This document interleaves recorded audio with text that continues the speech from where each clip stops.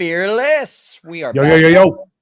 Lame and Kyle. It's been a minute since it's been both of us, and I'm excited to have both of us, not only for this introduction here, but also for the interview that we just did with Mr. Arthur Colker, the head of StayFi. And just really quickly, like Lame, before we kind of chat and catch up on life and business and stuff, I think it's important for people to understand what this is, because we in the interview we just kind of jumped into it, right? We were just like, all right, like you can collect emails, but I think the important thing for people to understand is like why it's so important to collect emails, why they need to have some sort of lead gathering, contact gathering resource, and not just be relying on Airbnb. So instead of me talking about that, why don't you answer that question? Why should someone have something like that in their processes? Yeah, one of the things that we don't think about, because it's kind of just a cost of doing business that we check off in our heads, is that the average OTA cost, like the fees just to list, is about 15%.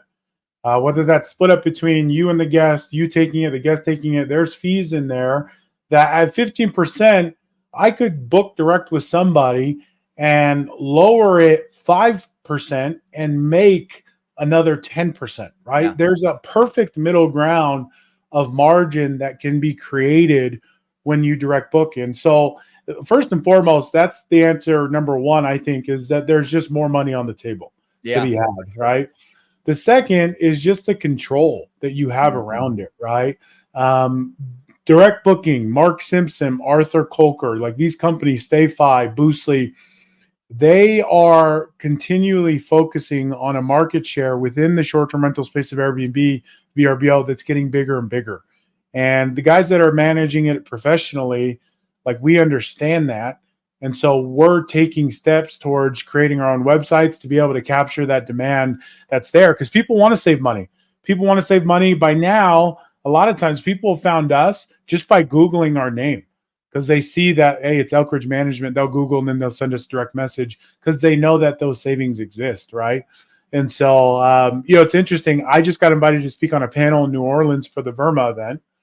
And the topic they asked me to speak on was fighting the battle of junk fees. And the premise of it is how, like, there's this huge, like really controversial subject of now when you go on Airbnb, you have cleaning fee, you have management fee, you have this. There's just this whole line item list, right? And I think what that speaks to is the avatar is changing and developing. People are wanting to save money. They want more simplicity, and they don't want to see all these fees that are inevitable when you're on the OTAs, right? And so this is kind of just speaking in a nutshell of like all of the benefits that I think this is something important to have in your arsenal, right? When I think about your business too, and how you added Turo to your business within the last, year? Year and a How half. about, the fact that you had probably already hosted over 5, 6, 7,000 people at that point, to be able to say, hey, next time you come back to Salt Lake City, you're going to be able to rent a car from me. You don't have to worry about sitting in lines over at the airport and getting shuttles. You can just come straight to the house and the car will be waiting for you. 100%. That kind of stuff to me. Or, hey, we just added this giant, beautiful mansion. Or, hey, we just added a place with, 5 hot tubs, right? Like all the unique stuff, right? That you can say, hey, here's what's new about our business, and staying top of mind, and the excitement that's going on within your business. I think that's the importance that we're talking about here. So speaking of excitement, I'm actually pretty excited, Lame, because I've been traveling a bunch. I've got every excuse in the book of why I haven't been making my CASTR calls, but I finally started making my CASTR calls in the last year. And man, and just, backing up for everyone, I own a few creative financing deals, but I will say a lot of that was done by my business partner, and he'd made the calls. He had the cold callers doing it. This is really the first time I've actually been making the calls myself. And honestly, dude, like I have learned a couple things. So I've made calls in 2 different markets. And one is here in my backyard of Fresno.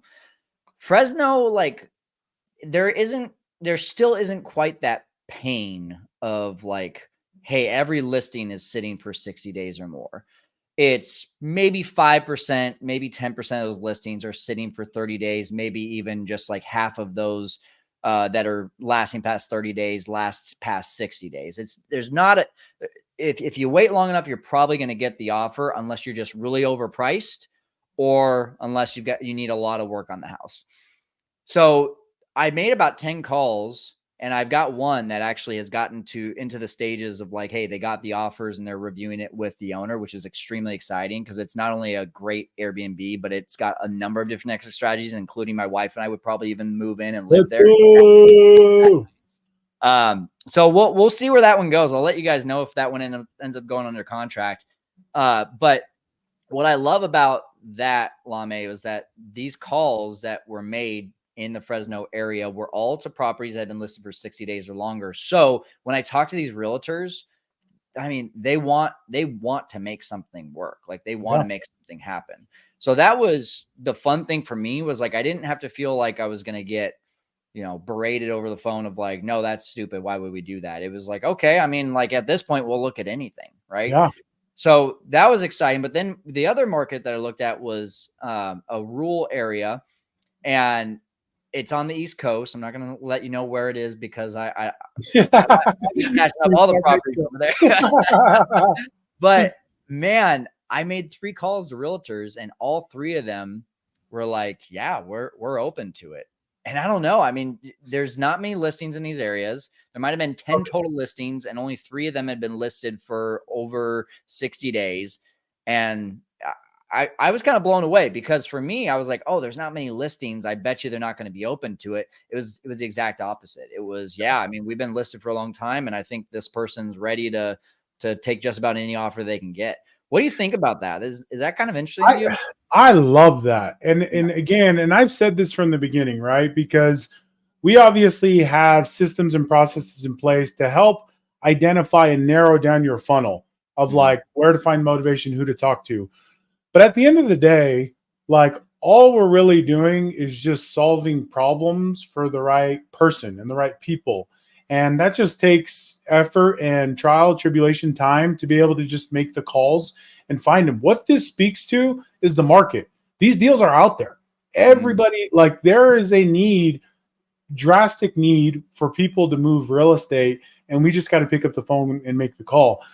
With that being said, kind of diving into what I would, kind of what I would guess as well, based on that market, is typically when you're in these smaller areas, you're dealing with like kind of blue collar ag farmers. Like these are people that, are, they work hard and long and have careers where they've earned their money, right? With labor. And those are people that are typically very risk adverse. And so those are people that, like we've talked about how, the easy low hanging fruit are the people that have a ton of motivation because they can't afford the house or they're in a bad spot financially, right? Yeah. On the other side of the spectrum is people that just want to put their money in safe assets and in safe things. And what safer asset to put your money into than a note that is backed by real estate, right? And so I think that speaks to also that avatar of like, hey, a lot of these people probably just, they're not wanting to get undercut because they've worked hard for their money. That's why it's sitting so long, but they're willing to put their money to work in the form of a note, which is an opportunity for you, right? To be able to come up with a creative deal. And that's what I think it speaks to. So I love hearing stories like that because, again, the field is white, ready to harvest. People just got to go in there and put in the work. So yeah, and all of it's been from what I've learned in the community, what I've learned from you. And so, like, guys, this is, to me, like, we're going to keep on talking about, but it is the only way to be buying properties. Like I straight up been telling these realtors, like, I'm not buying properties unless it's on terms. My pride and ego is not going to allow me to get an 8%. Great. I'm just not going to do it. So I just encourage everyone who's listening right now too, to just be in the same mindset of just don't settle for what everyone else is trying to get. Do what the few are doing. Follow the CASTR method. You can do that one of 2 ways. You can just go to the fearlessinvestors.co, take the 5-day challenge that we've got there right on the homepage. It's free. Or if you're ready to get in the same room as Lame and I and some serious creative acquisitions into short-term rental operators, that are going to help you get to where you want to go. The results, the wins have been awesome to see in this group. Make sure you book a call with Lame and our team. It's in the link down below in both the podcast and the YouTube description. But we've talked long enough. I think we ought to go ahead and just throw it over to the Arthur Colker interview that we had about StayFi. What do you think, Lame? Yep, let's dive in, baby. Okay. Hey guys, welcome into the Fearless Investors podcast. You got me, Kyle Stanley, and Lame Kinney, and we're bringing you today Arthur Colker, the founder and CEO of StayFi. Go ahead and just give us a quick little overview, Arthur. What is StayFi? We'd love for everyone to hear that. Yeah, so StayFi is the best way to help you capture guest data and over time become less dependent on third-party channels like Airbnb and Vrbo by building up your own brand and repeat bookings.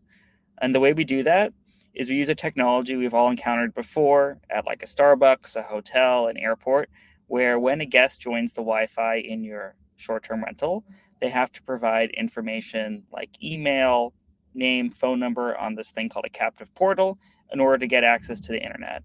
And that way we collect data not just from the booker, but everybody staying in a vacation rental. So that could be 8, 9, 10, 20 people per stay.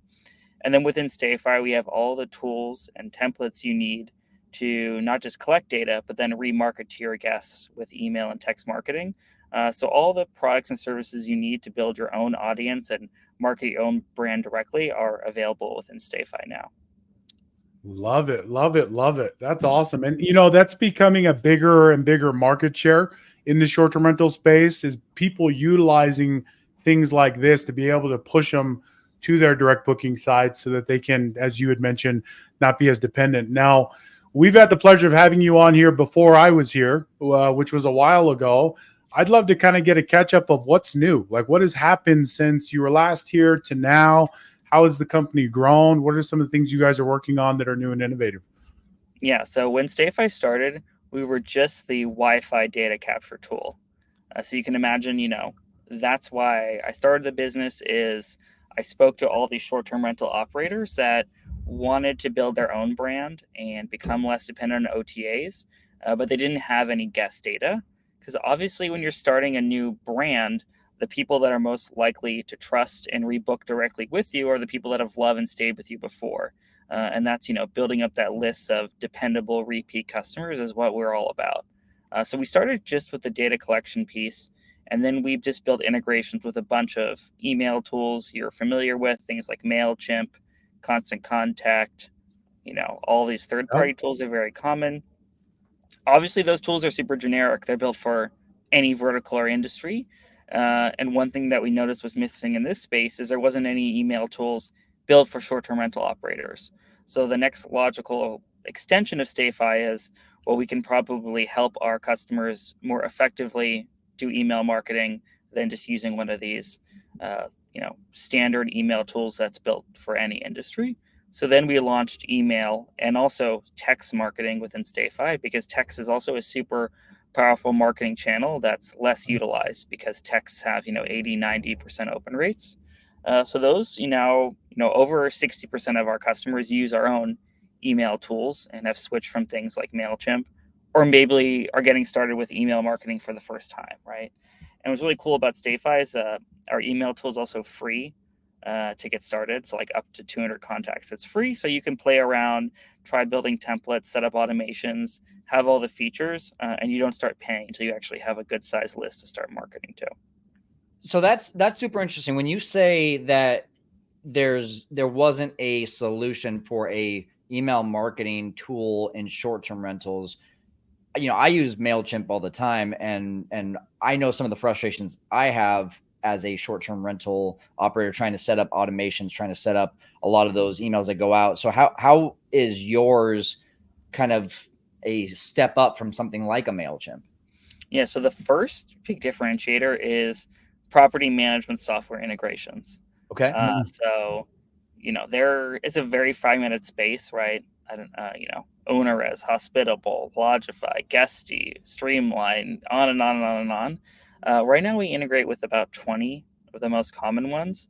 So the first thing that we do is we actually go into your property management software, and any real emails you have associated with any bookings, we also pull those in as a separate list, both historically and then ongoing.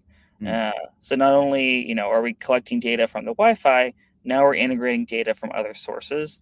The main one being your property management software. Some PMSs have integrations with like a MailChimp, but we definitely pull in a more complete set of data. Where if there's any data around like past bookings, next bookings, what property they booked, we build out this very like more holistic guest profile for all the data from your PMS. And then within StayFi, we have templates, guides for specific types of automations or emails we recommend people people send. Most common, like first one we recommend is a Wi-Fi welcome email series. So you can imagine guest logs onto Wi-Fi, then you want to send them all the essential information about the listing. And in addition to that, introduce your brand to the guest and why they should book directly, since most guests, especially if they book through an OTA, probably are not aware that you have your own brand website and are definitely not aware of the advantages for booking direct for future stays, which typically is price, but some people offer, other benefits as well for direct bookings. That's awesome. That's awesome. So, you guys have really developed, as you had mentioned, like this profile for property management to be able to identify their avatar more clearly. I feel like your product is starting, like, and maybe I'm off here, but do you guys foresee yourselves kind of stepping into, you talk about SMS, you talk about email campaigns, templates. Do you see yourself kind of stepping into like the actual operations and maybe integrating with like, automated messaging to the guest directly, and similar to like Hospitable, right? And Guesty has their own platform. They have kind of these portions where they are automating messages. Do you see yourself ever crossing that line of data and email marketing into actual integration for communication with the host to guest? Is that something you guys have in a plan or no? Well, yeah. So there's definitely a big dividing line between, I would say, the guest communication piece. So handling interactions with guests, like even pre-booking, post-booking, typically stuff that's run through the property management software. And then there's, post-stay or during the stay guest marketing that's intended to be with all, especially through StayFi, with both booker and non-booker, right? So that's, come back and book with us, because it's this festival, or, it's Coachella and we have these 7, homes are still available, right?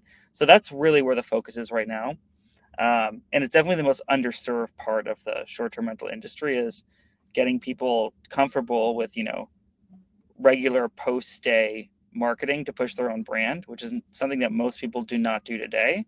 I'd say there's less urgency for us to get into that guest comm space, just because typically our customers are already using a software to do that. Yeah. I'm sure there are things they could identify that are lacking there, right? And that maybe in the future we could address more holistically or better. But for now, we're just sticking with the marketing piece and not getting into the back and forth with guests, whether that's pre-stay or during the stay, because I see them as pretty different types of communication. Yeah, 100%. So Arthur, I want to take a step back for a second, because obviously your name is not Mark Simpson, but we're talking about something that Mark Simpson is talking about all the time right now is direct bookings.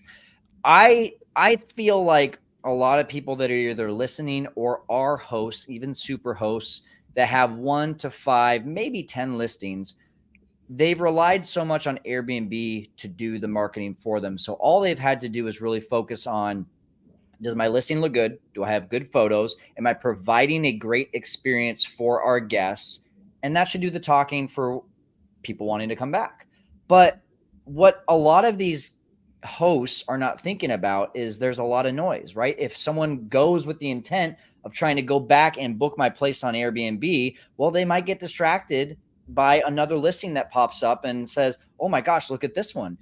This has a little bit of a higher rating. It's about the same cost, and it's got a cool place for my kids. Like, they start to get distracted. And so this experience, where I'm getting out of this, is this experience for these guests. There's a lot of noise out there to where they could end up booking with someone else. So as a host, I feel like the hosts that are going to win in 2024 and beyond are going to start learning how to market themselves to guests after the guest leaves, which is exactly what you're providing. Now, my question on that is, are you seeing any types of email campaigns working, or are there any recommendations, education, tools, resources that you're providing to your users now that are saying, hey, here's how you might be able to get a step up on learning how to be a good marketer and use this to the best that you can? Yeah. I mean, I think just to step back and kind of like, what is the order of technology adoption we typically see, and where does StayFi fall into that? I say most of our customers will have a property management software and list on at least 2 OTAs, which is usually in the US, Airbnb and Vrbo, right? That's kind of like step one. Then many will get like a pricing tool, and then they often will launch their own website through their PMS, which all of them have a variety of white labeled website solutions, to where they can accept a direct booking. And some are very more sophisticated than others. Like Hospitable has some great tools around like waivers and protections so that you feel as comfortable taking a direct booking as you would an Airbnb booking, right? So there's kind of like the preparation to even accept direct bookings. But if you're kind of questioning, like, is it a worthy proposition to pursue? Like, do I even want to do this, right? I'd see where we see the most kind of success or use cases when it comes to the sub 5 listing owner operator is using marketing to strategically market properties and dates where they have vacancy or availability, or to fill last minute cancellations. Because if you're a very large property manager, you can just send people to your website because you're always going to have availability usually for your homes for the dates that you're marketing, right? Because you have 200 properties under management, you know, you might still have homes for July 4th and you can market those, or summer weekends or whatever. And there's going to be, people can search for the website and find stuff. But you don't want to be the case where you only have 5 listings and your summer is already totally booked. It's like sending people to then be disappointed when they come to your website because you can't book anything. And they'll never come back. Defeating, right? So I think the smaller you are, the more tactical you can be. So I see a lot of great examples of, okay, someone had a cancellation or they have some availability they think should be booked but hasn't been booked. Then they'll send a text campaign and being like, hey, you know, do you want to come back for, you know, 2 weekends from now? We have these 4 nights available, right? And you'll save money by booking directly. And similarly with email, you know, targeting either things very far in the future where you still have availability, or strategically targeting certain dates that are coming up. So I think that's where I would go when you're smaller, because, you know, then when you're using a tool like StayFi, you can, you know, the ability to fill even a few nights that would have gone unbooked is going to pay for the investment in our tool and the other investments you need to accept direct bookings. That's great.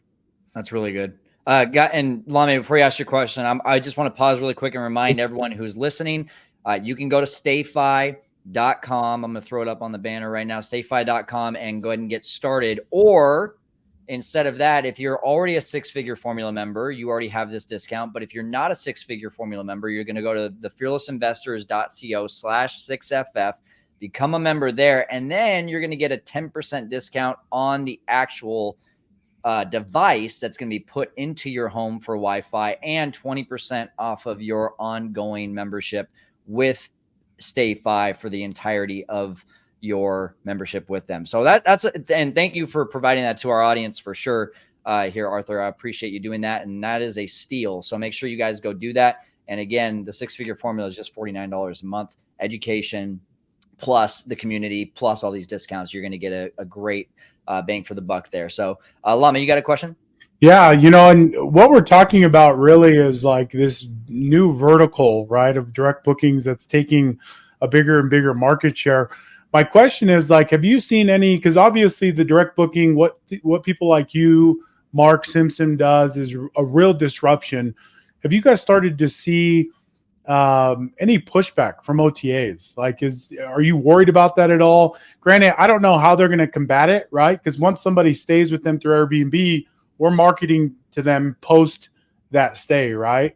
But let's say Airbnb, VRBO, like they decide, and who knows, maybe they already have on trying to fight this battle. I think there was an article that kind of went viral about how Airbnb is now aware of kind of these direct booking sites. Is that something that you guys worry about? Is that something you guys are concerned about? Are you guys already seeing, them take action if they could in any way towards kind of services like this that are growing this market share?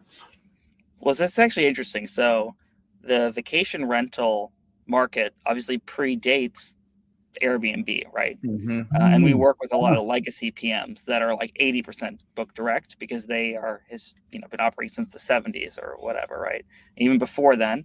So actually, when you look at like Beyond has provided some data, there's some other sources where actually direct bookings have been shrinking as a share of overall bookings over the Interesting. last Okay. 5-10 Makes years sense. still. Yes.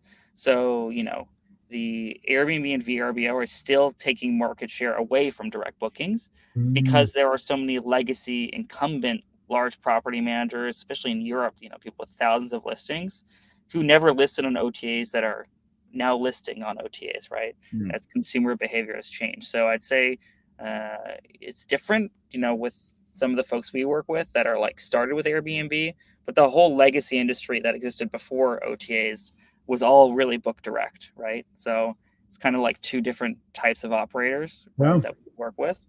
So I'd say no, and I don't think Airbnb or Vrbo is at all threatened by direct booking or feels that way yet. They're more threatened by Booking.com, right? That's a Yeah. much scarier gorilla with, tens or hundreds of millions of dollars of marketing spend, right? So, I think it's a very similar dynamic to how like hotel booking works, Yeah. where direct booking is important, but you have the big Booking.com, Expedia, Goliath. So, I think short-term rentals as an industry is growing very quickly still. So Airbnb is, I think, much more concerned about what is their next big opportunity outside of short-term rentals, right? They're trying to Yeah. experiment with maybe loyalty or experience booking they've like come in and out of, right? So I think for them to like please Wall Street investors, they have to think of like what is the next big thing, and less concerned about, I think we are the direct bookings or Mark Simpson or what we're doing. I feel like it's probably the not even on their radar, right? Of Yeah. what matters to their business. Well, I Yeah. think the key word there though is yet, because I do feel like the more that you get into the high level operators or the people that are becoming the higher level operators, right? They had 5, now they're at 15, 20, 30. A lot of them say the same thing. I'm working on getting more direct bookings. And when you start to see maybe less of the mom and pops doing Airbnb and more of the bigger managers starting to take over, which I feel like is where this is going to head eventually. You might be seeing people saying like, "Hey, I'm just not using Airbnb anymore. They don't have loyalty programs. They don't give me any sort of benefits aside from just marketing, and I've taken marketing into my own hands." So I think it's something that if Brian Chesky and Airbnb are smart, they're going to try to figure out. But like you said, if they're taking other avenues, that'd be interesting too. Question on just where StayFi is headed. Is there anything in the works? Anything that we should be looking out for? Yeah, so we just launched a new tool, which we're super excited about, called Homepage. I think of it as like a link tree for your short-term rentals. Nice. And as part of that, we integrated two upselling partners, one called the Hostco and one called Viator. So now it's really easy to advertise these upsells like tours activities, stay extension, mid-stay cleans, pool heating, late checkout, all of the ways to earn incremental revenue from each booking. We have that unique entry point of touching every guest during the stay. And so now we can take those types of tools and help promote those things to every guest. And you can sign up for those tools within StayFi. So it's super easy to start upselling. I'd say that's kind of one big opportunity we see smaller, newer operators not accessing. And then when you go look at like the V trips or like giant people with thousands of listings, such a huge percentage of their revenue comes from non booking revenue from upsells, insurance, things like that. And we want to help try to make those types of tools accessible for smaller operators as well, which is really the focus of our business. So that's something I'm super excited about. And then coming the rest of this year, we're going to have some new email tools to make email marketing even easier. Nice. For folks that have no experience with email marketing, as well as some other cool new other types of upselling features within our homepage product. I love it. Love it. Lama, you got anything else for Arthur? No, I think that was it. One final question that I'll ask is, probably the obvious. You got a lot of people that are watching this that are all over the spectrum, right? We got people that have one Airbnb and we got people that have hundreds. When would you recommend somebody start utilizing your resources? Is there a point of recommendation in their portfolio? Maybe, do you recommend they have at least multiple, or do you recommend somebody starts early on this whole direct booking? Because there's a lot of small time operators that I would say 10 or less that haven't taken this step, right? And that, I know are telling themselves, hey, maybe it's too early or it's too much work. Based on what you've seen, what would you recommend to those people? When should we get started? When is the right time to jump into this? Yeah, I mean, I met a lot of people. I know I saw you at STR Wealth, which is a pretty large conference that attracts that kind of, I'd say, smaller, all sizes, but definitely skewed more towards people starting out earlier. I'd say a lot of them only list on Airbnb. I think that is like the first thing is diversify your sources of demand. It's funny, I can talk to two people in the same market. One is 80% Vrbo and 20% Airbnb, and the other is 100% Airbnb. I'm like, how much money are you leaving on the table by just not even accessing the Vrbo audience, right? So, I mean, and obviously that's going to get you a lot more demand up front, right? Like and you pay for every guest you acquire through those channels. Whether it's hidden in what the guest pays or you pay, whatever, it's definitely, some 15 average % is going to those channels. That's number one. Is like, if you operate in the US, those are like the two places you should probably be listed. And then with those tools comes a website, if you use like Hospitable, Guesty, Lodgify, whatever. And then, at least have the ability to accept direct bookings, because you probably, if you have a great property and great experience, you probably already have people coming back to stay again, or organically asking you, is there a better way to book this? So I think if you see this behavior of guests, of them wanting to return, and that could be because it's a leisure market, or you have, people in like Omaha who have like traveling nurses or other professionals who have to come there every month, and it's not a place you typically think as like a quote unquote leisure destination, right? So understand who your guests are. Are they the types of guests that would return? And if you kind of check those boxes of like, I know my guests want to come back, right? And I am listed on multiple OTAs to capture as much demand, that's when I would consider like, okay, now it's time to invest in StayFi, build a capability for direct bookings. And then over time, that percentage of bookings that come directly to you is going to increase. And those bookings should be more profitable. And you should also be able to leverage that list to book unfilled nights, which I think is a giant opportunity, right? Of saying like, increasing overall occupancy outside of just what you get from the channels is also where this audience can be so valuable. Love it.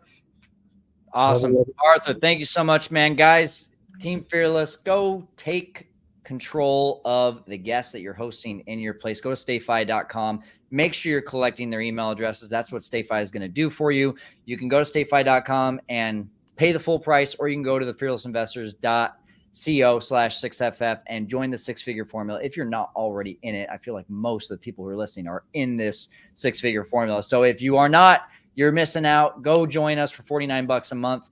Get the course, get the education, get the community, plus get the discounts, just like what Arthur is giving you. 10% off of your device, 20% off of the monthly recurring fee for the software. And Arthur, man, thank you so much for all that you do for our audience. And thank you for helping us to conquer the world of short-term rentals today. Appreciate you. Thanks, guys. Thanks, Arthur. All right. And Lame, you just are starting to onboard StayFi into a lot of your properties, right? I am. So I know you've known, I know that you've known him for a long time, Arthur. For me personally, I just met him in Tennessee. And we kind of went down the rabbit hole of all the value that he talked about, and it just made a ton of sense. And so we've onboarded about 10 so far of our portfolio, more to come, and it's been a smooth process. You want to take advantage of that discount that's on the 6FF because it becomes significant the more that you do. But I'm excited about it. I mean, we should be live here in the next week or so, and I'm excited because, again, this is, as we talked about, this is it's the future. I mean, if you're not doing this, you're leaving a ton of money on the table. And that's why I'm excited to do it at a high level. Not that we already have a direct booking site. This is just going to allow us to be a lot more optimized. All right, guys, go get started. Make sure you go to the fearlessinvestors.co/6FF to join the six-figure formula so you can get a great discount with StayFi. I mean, shoot, if you have 5 properties, it's probably paying for your membership with the 6FF, which of course is going to help you to just improve your education, improve your knowledge, improve your portfolio, and basically pay for StayFi itself. So go ahead and check it out. If you would rather just go to StayFi directly, that's fine too. StayFi.com. Go check it out, guys. That's going to do it for us here on the Fearless Investors Podcast. We're helping you to conquer the world of short-term rentals. We'll see you next time. Let's go.